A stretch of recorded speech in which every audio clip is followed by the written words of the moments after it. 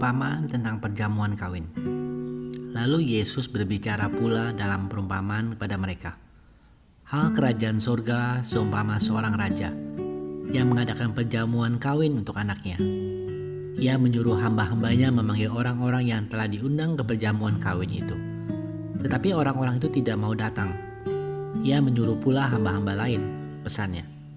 Katakanlah kepada orang-orang yang diundang itu, sesungguhnya hidangan telah kusediakan. Lembu-lembu jantan dan ternak piaraanku telah disembelih. Semuanya telah tersedia. Datanglah ke perjamuan kawin ini. Tetapi orang-orang yang diundang itu tidak mengindahkannya. Ada yang pergi ke ladangnya, ada yang pergi mengurus usahanya, dan yang lain menangkap hamba-hamba itu, menyiksanya dan membunuhnya. Maka murkalah raja itu, lalu menyuruh pasukannya ke sana untuk membinasakan pembunuh-pembunuh itu dan membakar kota mereka. Sesudah itu ia berkata kepada hamba-hambanya, perjamuan kawin telah tersedia, tetapi orang-orang yang diundang tadi tidak layak untuk itu. Sebab itu, pergilah ke persimpangan-persimpangan jalan dan undanglah setiap orang yang kamu jumpai di sana ke perjamuan kawin itu. Maka pergilah hamba-hamba itu dan mereka mengumpulkan semua orang yang dijumpai di jalan-jalan, orang-orang jahat dan orang-orang baik, sehingga penuhlah ruangan perjamuan kawin itu dengan tamu. Ketika raja itu masuk untuk bertemu dengan tamu-tamu itu, ia melihat seorang yang tidak berpakaian pesta. Lalu ia berkata kepadanya, "Hai saudara, bagaimana engkau masuk kemari dengan tidak mengenakan pakaian pesta?" Tetapi orang itu diam saja. Lalu kata raja itu kepada hamba-hambanya, "Ikatlah kaki dan tangannya, dan capakkanlah orang itu ke dalam kegelapan yang paling gelap. Di sana akan terdapat ratap dan kertak gigi. Sebab banyak yang terpanggil, tetapi sedikit yang dipilih." Tentang membayar pajak kepada kaisar. Kemudian pergilah orang-orang Farisi. Mereka berunding bagaimana mereka dapat menjerat Yesus dengan suatu pertanyaan. Mereka menyuruh murid-murid mereka bersama-sama orang-orang Herodian bertanya kepadanya, "Guru, kami tahu engkau adalah seorang yang jujur dan dengan jujur mengajar jalan Allah. Dan engkau tidak takut kepada siapapun juga, sebab engkau tidak mencari muka. Katakanlah kepada kami pendapatmu. Apakah diperbolehkan membayar pajak kepada kaisar atau tidak?" Tetapi Yesus mengetahui kejahatan hati mereka itu, lalu berkata, "Mengapa kamu mencobai aku, hai orang-orang munafik? Tunjukkanlah kepadaku mata uang untuk pajak itu." Mereka membawa suatu dinar kepadanya. Maka ia bertanya kepada mereka, "Gambar dan tulisan siapakah ini?" Jawab mereka, "Gambar dan tulisan kaisar." Lalu kata Yesus kepada mereka, "Berikanlah kepada kaisar apa yang wajib kamu berikan kepada kaisar, dan kepada Allah apa yang wajib kamu berikan kepada Allah." Mendengar itu, heranlah mereka dan meninggalkan Yesus lalu pergi. Pertanyaan orang Saduki tentang kebangkitan. Pada hari itu datanglah kepada Yesus beberapa orang Saduki yang berpendapat bahwa tidak ada kebangkitan. Mereka bertanya kepadanya, "Guru, Musa mengatakan bahwa jika seorang mati dengan tidak meninggalkan anak, saudaranya harus kawin dengan istrinya itu dan membangkitkan keturunan bagi saudaranya itu. Tetapi di antara kami ada 7 orang bersaudara. Yang pertama kawin, tetapi kemudian mati. Dan karena ia tidak mempunyai keturunan, ia meninggalkan istrinya itu bagi saudaranya. Demikian juga yang kedua dan yang ketiga sampai dengan yang ketujuh. Dan akhirnya sesudah mereka semua mati, perempuan itu pun mati. Siapakah di antara ketujuh orang itu yang menjadi suami perempuan itu pada hari kebangkitan? Sebab mereka semua telah beristrikan dia." Yesus menjawab mereka, "Kamu sesat, sebab kamu tidak mengerti kitab suci maupun kuasa Allah. Karena pada waktu kebangkitan, orang tidak kawin dan tidak dikawinkan, melainkan hidup seperti malaikat di surga. Tetapi tentang kebangkitan orang-orang mati, tidakkah kamu baca apa yang difirmankan Allah ketika ia bersabda, 'Akulah Allah Abraham, Allah Ishak, dan Allah Yakub'? Ia bukanlah Allah orang mati, melainkan Allah orang hidup. Orang banyak yang mendengar itu takjub akan pengajarannya. Hukum yang terutama. Ketika orang-orang Farisi mendengar bahwa Yesus telah membuat orang-orang Saduki itu bungkam, berkumpullah mereka. Dan seorang dari mereka, seorang ahli Taurat, bertanya untuk mencobai dia, "Guru, hukum manakah yang terutama dalam hukum Taurat?" Jawab Yesus kepadanya, "Kasihilah Tuhan Allahmu dengan segenap hatimu, dan dengan segenap jiwamu, dan dengan segenap akal budimu. Itulah hukum yang terutama dan pertama.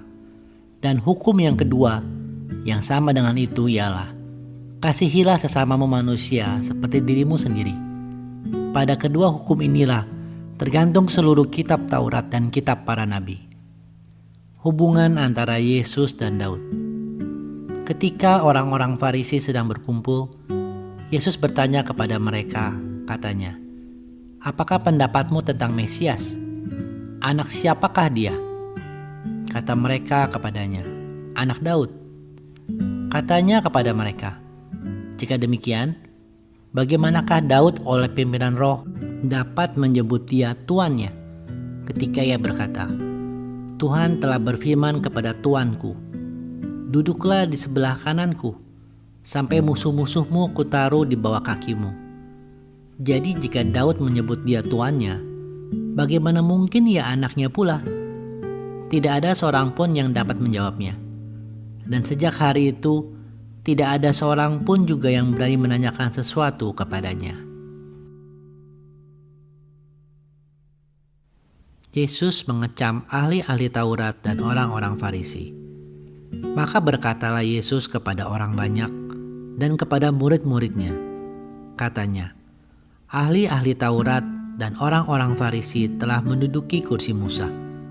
Sebab itu, turutilah dan lakukanlah segala sesuatu yang mereka ajarkan kepadamu. Tetapi janganlah kamu turuti perbuatan-perbuatan mereka, karena mereka mengajarkannya, tetapi tidak melakukannya. Mereka mengikat beban-beban berat, lalu meletakkannya di atas bahu orang, tetapi mereka sendiri tidak mau menyentuhnya. Semua pekerjaan yang mereka lakukan hanya dimaksudkan supaya dilihat orang. Mereka memakai tali sembayang yang lebar dan jubah yang panjang. Mereka suka duduk di tempat terhormat dalam perjamuan dan di tempat terdepan di rumah ibadat. Mereka suka menerima penghormatan di pasar dan suka dipanggil rabi. Tetapi kamu, janganlah kamu disebut rabi, karena hanya satu rabimu, dan kamu semua adalah saudara. Dan janganlah kamu menyebut siapapun Bapa di bumi ini, karena hanya satu Bapamu, yaitu Dia yang di surga. Jangan pula kamu disebut pemimpin, karena hanya satu pemimpinmu, yaitu Mesias. Barang siapa terbesar di antara kamu, hendaklah ia menjadi pelayanmu. Dan barang siapa meninggikan diri, ia akan direndahkan. Dan barang siapa merendahkan diri, ia akan ditinggikan. Celakalah kamu, hai ahli-ahli Taurat dan orang-orang Farisi. Hai kamu orang-orang munafik, karena kamu menutup pintu-pintu kerajaan surga di depan orang. Sebab kamu sendiri tidak masuk, dan kamu merintangi mereka yang berusaha untuk masuk. Celakalah kamu, hai ahli-ahli Taurat dan orang-orang Farisi. Hai kamu orang-orang munafik, sebab kamu menelan rumah janda-janda, sedang kamu mengelabui mata orang dengan doa yang panjang-panjang. Sebab itu, kamu pasti akan menerima hukuman yang lebih berat. Celakalah kamu, hai ahli-ahli Taurat dan orang-orang Farisi. Hai kamu orang-orang munafik, sebab kamu mengarungi lautan dan menjelajah daratan untuk mentobatkan satu orang saja menjadi penganut agamamu. Dan sesudah ia bertobat, kamu menjadikan dia orang neraka yang 2 kali lebih jahat daripada kamu sendiri. Celakalah kamu, hai pemimpin-pemimpin buta, yang berkata, bersumpah demi bait suci, sumpah itu tidak sah. Tetapi bersumpah demi emas bait suci, sumpah itu mengikat. Hai orang-orang bodoh dan orang-orang buta, apakah yang lebih penting? Emas atau bait suci yang menguduskan emas itu? Bersumpah demi mezbah. Sumpah itu tidak sah. Tetapi bersumpah demi persembahan yang ada di atasnya. Sumpah itu mengikat. Hai kamu orang-orang buta, apakah yang lebih penting? Persembahan atau mezbah yang menguduskan persembahan itu? Karena itu barang siapa bersumpah demi mezbah, ia bersumpah demi mezbah dan juga demi segala sesuatu yang terletak di atasnya. Dan barang siapa bersumpah demi bait suci, ia bersumpah demi bait suci dan juga demi Dia yang berdiam di situ. Dan barang siapa bersumpah demi sorga, ia bersumpah demi tata Allah dan juga demi Dia yang bersemayam di atasnya. Celakalah kamu, hai ahli-ahli Taurat dan orang-orang Farisi. Hai kamu orang-orang munafik, sebab persepuluhan dari selasi, adas manis dan jintan kamu bayar. Tetapi yang terpenting dalam hukum Taurat kamu abaikan, yaitu keadilan dan belas kasihan dan kesetiaan. Yang satu harus dilakukan dan yang lain jangan diabaikan. Hai kamu pemimpin-pemimpin buta, nyamuk kamu tapiskan dari dalam minumanmu, tetapi unta yang di dalamnya kamu telan. Celakalah kamu, hai ahli-ahli Taurat dan orang-orang Farisi. Hai kamu orang-orang munafik, sebab cawan yang dan pinggannya kamu bersihkan sebelah luarnya, tetapi sebelah dalamnya penuh rampasan dan kerakusan. Hai orang Farisi yang buta, bersihkanlah dahulu sebelah dalam cawan itu, maka sebelah luarnya juga akan bersih. Celakalah kamu, hai ahli-ahli Taurat dan orang-orang Farisi. Hai kamu orang-orang munafik, sebab kamu seperti kuburan yang dilabur putih, yang sebelah luarnya memang bersih nampaknya, tapi yang sebelah dalamnya penuh tulang belulang dan berbagai jenis kotoran. Demikian jugalah kamu. Di sebelah luar kamu nampaknya benar di mata orang, tetapi di sebelah dalam kamu penuh kemunafikan dan kedurjanaan. Celakalah kamu, hai ahli-ahli Taurat dan orang-orang Farisi. Hai kamu orang-orang munafik, sebab kamu membangun makam nabi-nabi dan memperindah tugu orang-orang saleh, dan berkata, jika kami hidup di zaman nenek moyang kita, tentulah kami tidak ikut dengan mereka dalam pembunuhan nabi-nabi itu. Tetapi dengan demikian kamu bersaksi terhadap diri kamu sendiri bahwa kamu adalah keturunan pembunuh nabi-nabi itu. Jadi penuhilah juga takaran nenek moyangmu. Hai kamu ular-ular, hai kamu keturunan ular beludak, bagaimanakah mungkin kamu dapat meluputkan diri dari hukuman neraka? Sebab itu, lihatlah, aku mengutus kepadamu nabi-nabi, orang-orang bijaksana, dan ahli-ahli Taurat. Separuh di antara mereka akan kamu bunuh dan kamu salibkan. Yang lain akan kamu sesah di rumah-rumah ibadatmu, dan kamu aniaya dari kota ke kota, supaya kamu menanggung akibat penumpahan darah orang yang tidak bersalah, mulai dari Habel, orang benar itu, sampai kepada Zakaria, anak Bereknya, yang kamu bunuh di antara tempat kudus dan mezbah. Aku berkata kepadamu, sesungguhnya semuanya ini akan ditanggung angkatan ini. Keluhan terhadap Yerusalem. Yerusalem, Yerusalem, engkau yang membunuh nabi-nabi dan melempari dengan batu orang-orang yang diutus kepadamu. Berkali-kali aku rindu mengumpulkan anak-anakmu, sama seperti induk ayam mengumpulkan anak-anaknya di bawah sayapnya. Tetapi kamu tidak mau. Lihatlah, rumahmu ini akan ditinggalkan dan menjadi sunyi. Dan aku berkata kepadamu, mulai sekarang kamu tidak akan melihat aku lagi, hingga kamu berkata, diberkatilah dia yang datang dalam nama Tuhan. bait Allah akan diruntuhkan. Sesudah itu Yesus keluar dari bait Allah lalu pergi. Maka datanglah murid-muridnya dan menunjuk kepada bangunan-bangunan bait Allah. Ia berkata kepada mereka, "Kamu melihat semuanya itu? Aku berkata kepadamu, sesungguhnya tidak satu batu pun di sini akan dibiarkan terletak di atas batu yang lain. Semuanya akan diruntuhkan." Permulaan penderitaan. Ketika Yesus duduk di atas Bukit Zaitun, datanglah murid-muridnya kepadanya untuk bercakap-cakap sendirian dengan dia. Kata mereka, "Katakanlah kepada kami, bila manakah itu akan terjadi? Dan apakah tanda kedatanganmu dan tanda kesudahan dunia?" Jawab Yesus kepada mereka, "Waspadalah supaya jangan ada orang yang menyesatkan kamu. Sebab banyak orang akan datang dengan memakai namaku dan berkata, 'Akulah Mesias,' dan mereka akan menyesatkan banyak orang.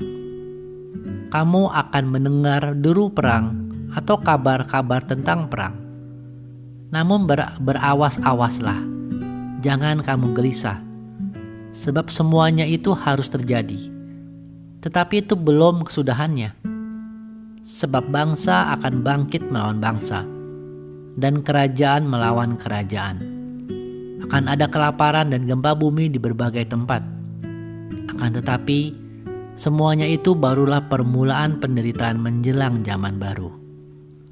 Pada waktu itu, kamu akan diserahkan supaya disiksa, dan kamu akan dibunuh, dan akan dibenci semua bangsa oleh karena namaku. Dan banyak orang akan murtad, dan mereka akan saling menyerahkan dan saling membenci. Banyak nabi palsu akan muncul dan menyesatkan banyak orang. Dan karena makin bertambahnya kedurhakaan, maka kasih kebanyakan orang akan menjadi dingin.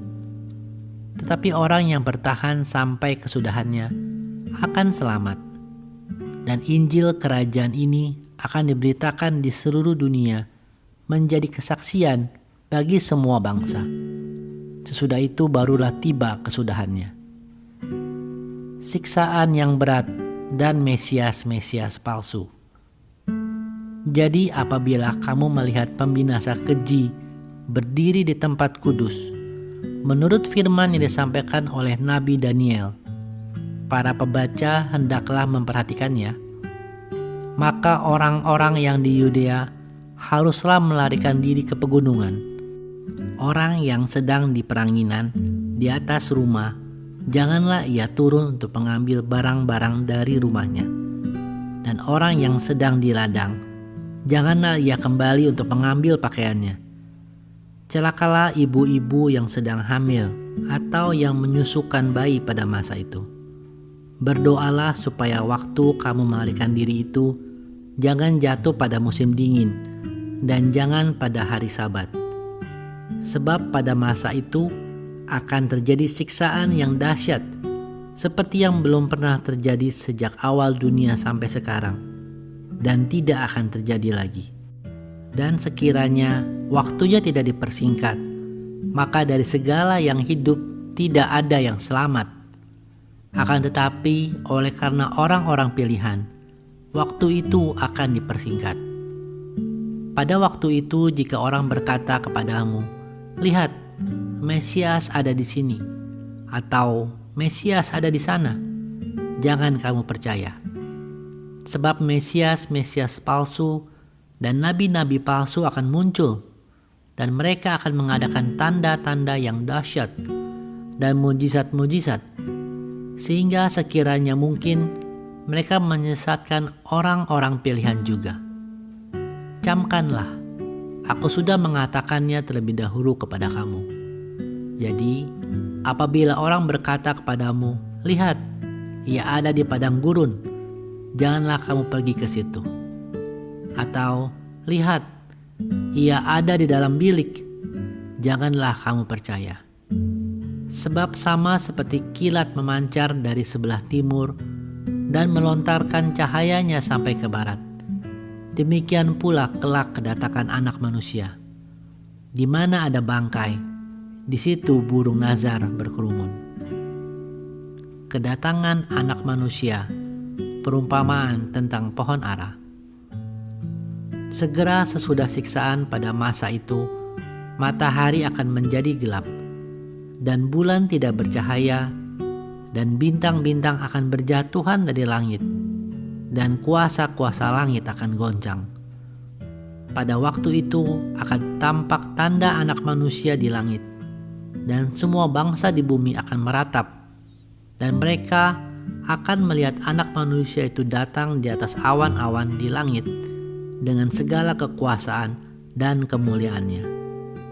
Dan ia akan menyuruh keluar malaikat-malaikatnya dengan meniup sangkakala yang dahsyat bunyinya, dan mereka akan mengumpulkan orang-orang pilihannya dari keempat penjuru bumi, dari ujung langit yang satu ke ujung langit yang lain. Tariklah pelajaran dari perumpamaan tentang pohon ara. Apabila ranting-rantingnya melembut dan mulai bertunas, kamu tahu bahwa musim panas sudah dekat. Demikian juga, jika kamu melihat semuanya ini, ketahuilah bahwa waktunya sudah dekat, sudah di ambang pintu. Aku berkata kepadamu, sesungguhnya angkatan ini tidak akan berlalu sebelum semuanya itu terjadi. Langit dan bumi akan berlalu, tetapi perkataanku tidak akan berlalu. Tetapi tentang hari dan saat itu, tidak seorang pun yang tahu. Malaikat-malaikat di surga tidak, dan Anak pun tidak, hanya Bapa sendiri. Nasihat supaya berjaga-jaga. Sebab sebagaimana halnya pada zaman Nuh, demikian pula halnya kelak pada kedatangan Anak Manusia. Sebab sebagaimana mereka pada zaman sebelum air bah itu makan dan minum, kawin dan mengawinkan, sampai kepada hari Nuh masuk ke dalam bahtera, mereka tidak tahu akan sesuatu sebelum air bah itu datang dan melenyapkan mereka semua. Demikian pula lah hal kelak pada kedatangan Anak Manusia. Pada waktu itu, kalau ada 2 orang di ladang, yang seorang akan dibawa, dan yang lain akan ditinggalkan. Kalau ada 2 orang perempuan sedang memutar batu kilangan, yang seorang akan dibawa, dan yang lain akan ditinggalkan. Karena itu, berjaga-jagalah, sebab kamu tidak tahu pada hari mana Tuhanmu datang. Tetapi ketahuilah ini, jika tuan rumah tahu pada waktu mana pada malam hari pencuri akan datang, sudahlah pasti ia berjaga-jaga dan tidak akan membiarkan rumahnya dibongkar. Sebab itu, hendaklah kamu juga siap sedia, karena Anak Manusia datang pada saat yang tidak kamu duga. Perumpamaan tentang hamba yang setia dan hamba yang jahat. Siapakah hamba yang setia dan bijaksana, yang diangkat oleh tuannya atas orang-orangnya untuk memberikan mereka makanan pada waktunya? Berbahagialah hamba yang didapati tuannya melakukan tugasnya itu ketika tuannya itu datang.